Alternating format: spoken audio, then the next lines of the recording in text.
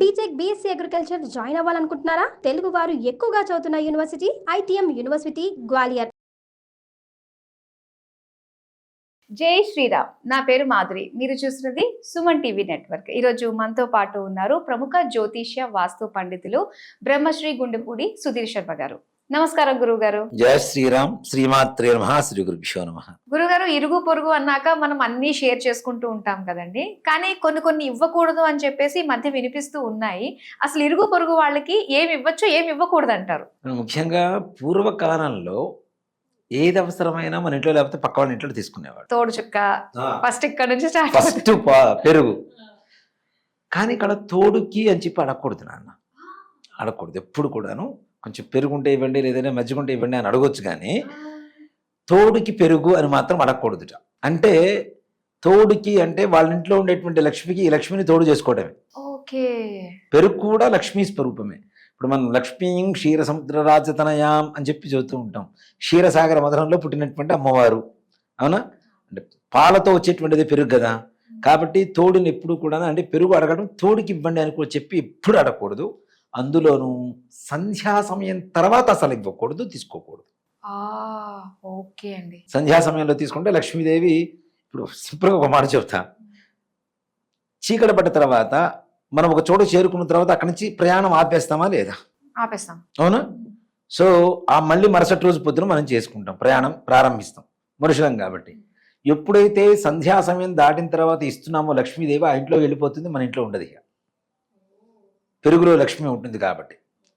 దధిక్రావణో అకార్షం జిష్ణో రస్వస్య వాజిన సురభినో ముఖాకరత్ప్రణ ఆయోగం శితార్షతు. ఆయుష్ని పెంచేటువంటి లక్ష్మి ఈ పెరుగు.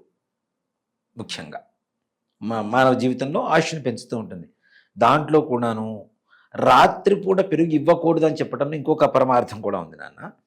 రాత్రిపూట పెరుగన్నం తినకూడదు అని చెప్పి శాస్త్రం. పాలన్నం తినాలి రాత్రిపూట.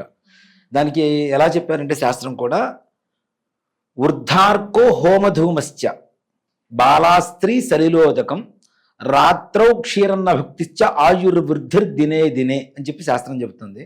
దానికి మళ్ళీ ఇంకో శ్లోకం కూడా ఉంది, బాలార్కో ప్రేతధూమశ్చ వృద్ధాస్త్రీ పిల్వలోదకం రాత్రో దజ్జన్న భక్తిశ్చ ఆయుక్షీణం దినే దినే. ఇందులో ఏది మనము చూసుకోవాలంటారు? పొద్దున్నే వచ్చి సూర్యకిరణాలు తగలకూడదని చెప్తారు, దూరంగా ఉండాలని చెప్తారు. సూర్యకిరణాలు పొద్దున్నే వచ్చేటువంటి వాటికి. పొద్దున్నే సూర్యకిరణాలు వస్తున్నప్పుడు దుమ్ము ఇదంతా కూడా లేచి వస్తుంటుంది. మీరు పొద్దున్నే వచ్చే సూర్యకిరణాలు చూడండి, ఆటోమేటిక్గా మీరు ఒక లేయరు మన ఇంట్లో పడుతుంది అంటే దాంట్లో దుమ్ము కనపడుతూ ఉంటుంది మనకి. సో అది ఆరోగ్యానికి మంచిది కాదుగా, అందుకని దూరంగా ఉండమని చెప్తారు. అలాగే ప్రేత ధూమశ్చ, శవాలు తగలబెడుతున్నటువంటి ధూమం, పొగ ఏదైతే ఉందో అది పీల్చవద్దు, అది కూడా అనారోగ్యానికి కారణం అని చెబుతుంది. బాలార్కో ప్రేతధూమశ్చ వృద్ధాస్త్రీ పిలవలోదకం. మగవాళ్ల కంటే వయసు పెద్ద ఆయుష్ అంటే ఎక్కువగా ఉన్న అమ్మాయిని పెళ్లి చేసుకుంటే ఆయుక్షీణం అంటాడు. ఆయుక్షీణం అది కూడా చెప్తుంది, దానికి రీజన్ కూడా చెప్తాను. అలాగే రాత్రో జజ్జన్న భక్తిశ్చ ఆయుక్షీణం దినే దినే. ఇవన్నీ కూడా ఆయుక్షీణానికి కారణాలు. ప్రొద్దున వచ్చే సూర్యకిరణాలు కావచ్చు, మగవాళ్ళ కంటే పెద్ద వయసు ఉన్నటువంటి ఆడవాళ్ళని పెళ్లి చేసుకోవడం కావచ్చు, ప్రేత ధూమం శివాల మీద నుంచి వచ్చేటువంటి పొగ కావచ్చు, రాత్రిపూట పెరుగన్నం తినడం కావచ్చు, ఇవన్నీ కూడాను రోజు రోజుకి తగ్గిపోతూ ఉంటుంది. ఒక్కో రోజు తగ్గిపోతూ ఉంటుంది. ఎందుకు అంటే రాత్రిపూట పెరుగన్నం తింటే తొందరగా డైజెస్ట్ అవ్వదు. అందుకని మజ్జిగ కానీ పాలు కానీ పోసుకొని తినమని చెప్తారు. డైజెస్ట్ అవ్వదు కదా, పెరుగు తొందరగా మందంగా ఉంటుంది. అందుకని చెప్పి అది ఎక్కువగా డైజెస్ట్ అవ్వకపోతే, ముఖ్యంగా ఇప్పుడు అనుభవిస్తున్నటువంటి జనాలు ఎక్కువగా కర్డ్ రైస్ అవి ఇవి రాత్రిపూట తింటుంటారు కదా, వాటి వల్ల వచ్చేటువంటి గ్యాస్ట్రిక్ ప్రాబ్లమ్స్ అన్ని కూడా వాటి వల్ల వస్తే ఆయుష్ తగ్గిపోతుంది అని చెప్పి ఒక సైంటిఫిక్ రీజన్ అది. అంటే ఇలాంటి శ్లోకాలు ఎన్ని వేల సంవత్సరాల క్రితం చెప్పాను మనకు నీతి శాస్త్రంలో. ఎప్పటి నుంచో. ఇప్పుడు పెరుగన్నం తినకూడదని ఇప్పుడు చదువుతున్నారు జనాలు, సైన్స్. ఇదే శ్లోకాన్ని కొన్ని వేల సంవత్సరాల క్రితం నీతి శాస్త్రంలో చెప్పారు ఈ శ్లోకాలు. మనకి వృద్ధార్కో హోమధూమశ్చ, సూర్యాస్తమయం సమయంలో ఉండేటువంటి సూర్యకిరణాలు మన వంటి మీదకి వస్తే చాలా ఆరోగ్యవంతంగా ఉంటుంది. ఓకే, సూర్యాస్తమయంలో వచ్చే కిరణాలు. దానివల్ల దాని తర్వాత హోమధూమశ్చ, హోమం నుంచి వచ్చేటువంటి పొగ ఉంటుంది కదా, అది చాలా ప్రశాంతంగా ఉంటుంది. అలాగే బాలాస్త్రీ పిలవలోదకం, మగవాళ్ళ కంటే వయసు తక్కువ ఉన్నటువంటి ఆడవాళ్ళని పెళ్లి చేసుకోవటం. రాత్రో క్షీరన్న భక్తిశ్చ, రాత్రిపూట పాలతో అన్నం తినడం. ఆయుర్వృద్ధిర్దినే దినే, వృద్ధి పెరుగుతూ ఉంటుంది, రోజు రోజుకి ఆయుష్ పెరుగుతుంది అంటాడు వీటి వల్ల. పక్క వాళ్ళ అనారోగ్యాన్ని మనం కోరుకొని మరి ఇచ్చినట్టే పెరుగు ఇస్తే రాత్రిపూట. నిజమేనండి. సో కాబట్టి రాత్రిపూట పెరుగు ఇవ్వడం అనేటువంటిది కరెక్ట్ కాదు. సాయం సంధ్యా సమయం తర్వాత అందులో లక్ష్మీ స్వరూపంగా మనం ఆధ్యాత్మికంగా తీసుకుంటే ఈ విధంగా, సైంటిఫిక్గా తీసుకుంటే ఈ విధంగా కూడా రెండు ప్రూవ్ అవుతున్నాయి మనకి. సో కాబట్టి సాయం సంధ్యా సమయంలో పెరుగు ఇవ్వకూడదు. అలాగే ఉప్పు కూడా ఇవ్వకూడదు. ముఖ్యంగా మంగళవారం, శుక్రవారం రోజుల్లో, శనివారం రోజుల్లో ఉప్పు ఎవరికి ఇవ్వద్దనే చెప్తాం తప్పనిసరిగా. ఉప్పిస్తే మనకి తగాద అవుతుందని చెప్తుంటాం కదా. ఉప్పిస్తుంటే పక్క వాళ్ళు అప్పుల పాలవుతూ ఉంటారు. ఓకే. ఓ మాట చెప్పాలంటే కాబట్టి ఇప్పుడు ఆడవాళ్ళ చేతిలో ఉండేది ఏది నాన్న, అది లేకపోతే ఏ వంట కాదు. ఏంటది? ఉప్పు ఒక్కటే. ముఖ్యంగా ఫ్రై కావచ్చు, ఏదైనా కావచ్చు, మిగిలినవి ఏమున్నా లేకపోయినా ఉప్పు అయితే తప్పనిసరిగా ఉండాలి కదా. సో కాబట్టి అది కూడా లక్ష్మీ స్వరూపమే కదా. కాబట్టి గొడవలు అవుతుంటాయి. ఎందుకు అంటే ఆర్థికపరమైనటువంటి విషయాలు వీళ్ళిద్దరి మధ్యలో తప్పనిసరిగా తేడాలు వస్తాయి. అదే భార్యాభర్త కావచ్చు, అన్నదమ్ములు కావచ్చు, ఎవరైనా కావచ్చు. అందుకని ఈ రోజుల్లో శుక్ర, మంగళ, శనివారాల్లో ఉప్పు ఎవరికి ఇవ్వకూడదు. అలాగే మనం కొనుక్కున్నప్పుడు ఆ రోజుల్లో ఆ రోజు కూడా వద్దు అంటారు అసలు చాలా కొనుక్కు మంది. రాకూడదు నాన్న. నిజంగా ఆ రోజులో కొనుక్కు రాకూడదు. ఎందుకంటే మనం కోరి కోరి డబ్బులు ఇచ్చి మరి మనం అలక్ష్మిని ఇంట్లోకి తెచ్చుకోవడం అనేది కూడా కరెక్ట్ కాదు కదా. సో కాబట్టి ఉప్పు ఇవ్వకూడదు. అలాగే మనం ఊరగాయ పచ్చళ్ళు ఉంటాయి. ఆవకాయ కావచ్చు, ఉసిరికాయ కావచ్చు, ఇట్లాంటివి. దీంట్లో ముఖ్యంగా ఉసిరికాయ అసలు ఇవ్వకూడదు శుక్రవారం, మంగళవారం, ఆదివారం రోజుల్లో. దేనికంటే మనం సాయంకాల సమయంలో, సాయంకాల సమయంలో ఉసిరికాయ పచ్చడి తినరు నాన్న ఎవరు. శుక్రవారం తీసుకోరు, మంగళవారం జాడీలోంచి తీయరు, వాడరు, ఎవరు తినరు. ఎందుకు అంటే సాక్షాత్ మహాలక్ష్మి స్వరూపం. ఊరగాయ కూడా మహాలక్ష్మి స్వరూపం. మరి అంతే కదా నాన్న. ఇప్పుడు మనకి ఉసిరికాయ అంటే ఏంటి? కార్తీక మాసంలో ఏ చెట్టు కింద కూర్చొని భోజనం చేస్తాం మనం చెప్పండి, అవునా? అంటే మహావిష్ణు మహాలక్ష్మి స్వరూపమనే కదా.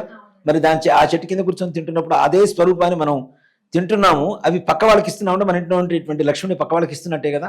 కాబట్టి శుక్రవారం, మంగళవారం మనం అసలు ఎప్పుడు తీయకూడదు, మనం తినకూడదు, పక్క వాళ్ళకి పచ్చళ్ళు ఇవ్వకూడదు. చాలా మంది కూడా ఇప్పుడు పుట్టింటి నుంచి శుక్రవారం, మంగళవారం అమ్మాయిని ఎందుకు పంపించరు? అమ్మాయికి అన్ని ఇచ్చి పంపిస్తుంటారు కాబట్టి. ఇప్పుడు పూర్వకాలంలో పచ్చళ్ళు పెట్టా ఇచ్చి పంపించేవాడు అత్తగారింటికి వచ్చేటప్పుడు. అలానే రకరకాల వస్తువులు కావచ్చు, బంగారం కావచ్చు, డబ్బులు కావచ్చు, చీర కావచ్చు, బొట్టు, పూలు, ఇట్లాంటివి కూడా ఇస్తుంటారు. ఇవన్నీ కూడా లక్ష్మీ స్వరూపాలు కదా. అవన్నీ కూడా ఇంట్లోంచి బయటికి పంపించడం కరెక్ట్ కాదు. కాబట్టి శుక్రవారం, మంగళవారం రోజున అమ్మాయిని కూడా పుట్టింటి నుంచి బయటికి పంపించారు. ముఖ్యంగా ఇంకోటి కూడా గమనించండి, శుక్రవారం రోజున ఎవరైతే పంపిస్తారో పుట్టింట్లో అలక్ష్మీ యోగం వస్తుంది.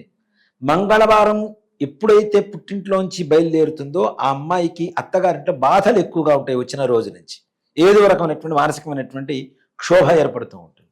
కాబట్టి మంగళవారం, శుక్రవారం రావద్దు పుట్టింటి నుంచి. ఇక్కడ వస్తువులే కాదు, వ్యక్తులు కూడా రావద్దు. బండగుత్తంతే. అలాగే చీపుర్లు కొత్తగా కొనుక్కొచ్చుకోవడం కూడా మంగళవారం, శుక్రవారం కొనుక్కొచ్చుకోకూడదు. చీపురు కూడా లక్ష్మీదేవి అంతే కదా. ఇప్పుడు మనం కొత్త ఇంటికి పోయేటప్పుడు కూడా పాత చీపురు తీసుకొని వెళ్తాం మనం. అవునండి, తప్పనిసరిగా లక్ష్మీ కదా. కాబట్టి చీపురు కొత్త కొనుక్కొచ్చుకోకపోవడం కూడా మంచిది నాన్న. అలాగే సున్నం కూడా ఇవ్వకూడదు శుక్రవారం, మంగళవారం. సున్నం కూడా లక్ష్మీ స్వరూపమే కాబట్టి ఆ సున్నం కూడా ఇవ్వకూడదు. ఇప్పుడు ముగ్గు ఒకళ్ళింట్లో పెట్టుకుని మళ్ళీ నాకు కొంచెం ఎవరో నేను కూడా పెట్టుకుంటానని చెప్పేసి చాలా మంది అడుగుతూ ఉంటారండి. ముగ్గు పిండి అసలు కరెక్ట్ కాదు. కాదు అసలు. అంటే పూర్వకాలంలో, ఇప్పుడంటే ముగ్గు అనుకుంటున్నాం, పూర్వకాలంలో బియ్య పిండితోనే వేసేవాళ్ళు కదా. అంటే బయట ఉండేటువంటి చీమలకి వాటికి ఆహారం అది. భూత బలి అంటాం వాటిని. ఓ మాట చెప్పాలి అంటే అవి మన ఇంట్లోకి రాకుండా అక్కడే తినేసి అక్కడ నుంచి బయట వెళ్ళిపోతూ ఉంటాయి, ఆనందపడుతూ ఉంటాయి. అందులో మనం ఏం చెబుతుంటాం, చీమలు అంటే లక్ష్మీ స్వరూపం. ఎక్కడైతే చీమల వరస మన ఇంట్లో ఉంటుందో ఆ ఇంట్లో లక్ష్మీదేవి రాబోతుందని సిగ్నల్ అనమాట. అందుకని అట్లాంటి వాటిని చెదరగొట్టద్దు. ఇప్పుడు చాలా మంది కూడా గమాక్సిన్ అవన్నీ మరీ ఎక్కువ ఉంటే చెప్పలేం, కానీ ఒక వరుస వెళ్ళిపోతూ ఉంటాయి. అవి కూడా చూడండి మనుషుల కంటే క్రమశిక్షణతో ఉంటాయి. మనుషులు కూడా క్యూ సిస్టంలో నుంచోమన్నా కూడా ఒకళ్ళ మీద ఒకళ్ళు పడుతూ ఉంటారు. కానీ తప్పనిసరిగా ఇవనుకోండి, చీమలు అనుకోండి, క్రమశిక్షణ. అదే చదువుతుంటాం మా గుళ్ళో కూడా. చీమను చూసి మనం నేర్చుకోవాల్సింది ఒకటి ఉంది, అదే క్రమశిక్షణ. ఒకదాని వెనక ఒకటి మాత్రమే వెళ్తూ ఉంటుంది, అక్కడ ఓవర్ క్రాస్ చేసి వెళ్ళవు ఇవి. అట్లాంటి వాటికి పంచదార వేసినా కూడా లక్ష్మి ఇంట్లో తప్పనిసరిగా ఉంటుందని శాస్త్రం. కాబట్టి బయట బియ్య పిండి వేస్తాం. బియ్య పిండి ఇచ్చుకోవడంలో తప్పు లేదు, దాంట్లో ఇదేం కాదు, ఇచ్చుకోవచ్చు. ఇప్పుడు రాను అది రాతి ముగ్గుగా తయారైపోయింది, కానీ బియ్య పిండి వేయండి ఇంట్లో, ఇంకా చాలా మంచిది దానివల్ల. ఓకే. ఇట్లానే పసుపు కుంకాలు శుక్రవారం, మంగళవారం రోజున ఇవ్వకూడదు ఇంట్లో వచ్చి. ఇవ్వగలిగిన రోజులు ఏమన్నా ఉన్నాయి అంటే మన ఇంట్లో వ్రతం చేసుకున్నటువంటి రోజున ఆ దేవతా స్వరూపంలో ముత్తైదువును భావిస్తాం కాబట్టి, అమ్మవారికి ఇస్తున్నాం కాబట్టి తప్పులేదు. మంగళగౌరి వ్రతం చేస్తాం, వరలక్ష్మి వ్రతం చేస్తాం. ఆ రోజుల్లో ఇస్తామా? ఆ రోజులు తప్పనిసరిగా పిలిచి ఇస్తాం కదా. కాబట్టి అవి తప్పులేదు.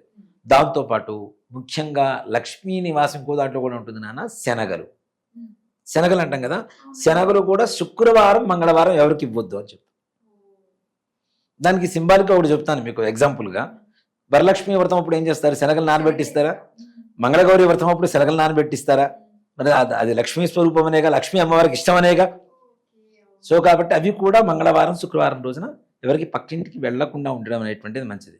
అలాగే నూనె, పత్తి ఇవి కూడా శుక్ర, శని, మంగళవారాలు పక్క వాళ్ళకి ఇవ్వకూడదు. ఇవి కూడా లక్ష్మీ స్వరూపాలే తప్పనిసరిగా. అంతేకాకుండా ఎదురు వాళ్ళ నాశనాన్ని కూడా మనం కోరుకుంటున్నట్టు. ఇప్పుడు పత్తి అంటే మృత్యుంజయుడు, అపమృత్యువు అంటాం. అయఃఖండం అంటారు దాన్ని, కార్పాసం అంటారు సంస్కృతంలో, కార్పాసం అంటారు పత్తిని. ఆ కార్పాసం ఇస్తున్నామంటే ఎదురు వాళ్ళ మృత్యువును మనం కోరుకుంటున్నట్టు లెక్క. నూనె, నువ్వుల నూనె. నువ్వుల నూనె అంటే సాక్షాత్ శనీశ్వరుడు భగవాను, అవునా?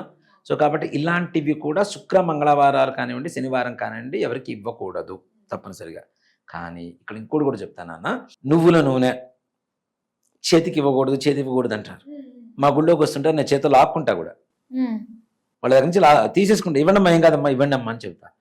అది మనం దానం ఇస్తున్నట్టుగా భావన చేసుకొని బ్రాహ్మడికి ఇచ్చి సంకల్పం చెప్పుకొని ఇస్తే దానం అవుతుంది. కానీ ఒకళ్ళ చేతి నుంచి ఒకటి తీసుకున్నంత మాత్రం దానివల్ల ఏ రకమైనటువంటి ప్రమాదాలు ఉండవు. ఓకే, నూనెకి ఏ రకమైనటువంటి ప్రమాదం లేదు. ఓ మాట చెప్పానంటే, ఇంకా సున్నము, ఉప్పు, డబ్బులు ఇట్లాంటి వాటిల్లో గొడవలు వస్తాయి, కానీ దీంట్లో మాత్రం ఏ రకమైనటువంటి సమస్యలు రావు. నువ్వుల నూనె చేతికి ఇవ్వకూడదని చాలా మంది ఇది చేస్తూ ఉంటారు. అదే చెప్తా, అట్లాంటిది ఏం లేదు, నా చేతికి మళ్ళీ చక్కగా నేను తీసుకుంటానని చెప్తా. తీసుకొని స్వామివారి దీపారాధనకి వాడతాను. అది నాది కాదు, దేవాలయానికి వెళ్తుంది. నేను ఎట్లా తీసుకున్నట్టు అవుతుంది? నేను తీసుకున్న నా ఇంట్లోకి వాడుకుంటే అవుతుంది. అవునా? నేను కాదుగా వాడుకునేది, భగవంతుడికేగా ఇచ్చేది. అందులో దానం అనేటువంటిది బ్రాహ్మడికి ఇస్తే దానం అవుతుంది, ఎవరికైనా ఇస్తే ధర్మం అవుతుంది. ధర్మం వేరు, దానం వేరు. మంత్రంతో ఇచ్చేదాన్ని దానం అంటాం, ఇలా చేసేదాన్ని ధర్మం అంటాం కదా. ఎవరికైనా అవసరమైతే ముష్టి వాళ్ళకి ఏదైనా ఇస్తూ ఉంటాం, దాన్ని ధర్మం అంటాను, దానం అనం. ఎంత ఇచ్చినా ధర్మమే, అది దానం కాదు. దానం అనేది ఎక్కడ అంటే బ్రాహ్మడికి సంకల్పం చెప్పి ఇచ్చేది మాత్రమే దానం అవుతుంది. కాబట్టి ఇలాంటి వస్తువులు ఇలాంటి రోజుల్లో మన ఇంట్లోంచి సాయం సంధ్యా సమయం తర్వాత నేను చెప్పిన వస్తువులు ఏవి ఇల్లు దాటడం కరెక్ట్ కాదు. ఇవన్నీ కూడా రాసి పెట్టేసుకోవాలండి. ఈ వీడియో ప్రతి ఒక్కరికి కూడా షేర్ చేయాల్సింది, ఎందుకంటే ప్రతి ఒక్కళ్ళం కూడా ఇచ్చేసిన వాళ్ళమే, చాలా తీసేసుకున్న వాళ్ళమే. చాలా చక్కగా మాకు తెలియజేసేందుకు ధన్యవాదాలు. శ్రీమాత్రే నమః. శ్రీ గురుభ్యో నమః.